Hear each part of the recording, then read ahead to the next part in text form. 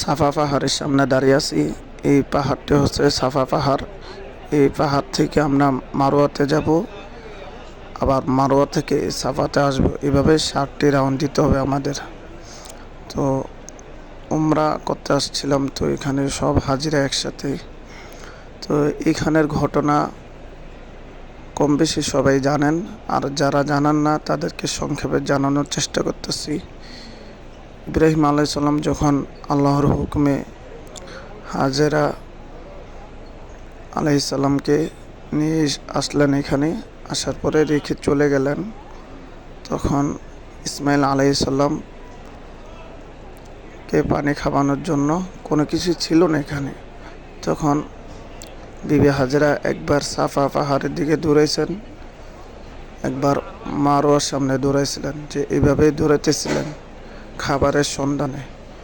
তখন ইসমাইল আলাইহিস সালামের, যেখানে ইসমাইল আলাইহিস সালামকে রেখে গেছিলেন, ওইখানে পায়ের আঘাতে পানি ওঠে। তখন হাজেরা আলাইহিস সালাম দেখে পানিকে থামানোর জন্য বলে ঝমঝম। ওইখান থেকে এই পানির নাম হচ্ছে ঝমঝম পানি।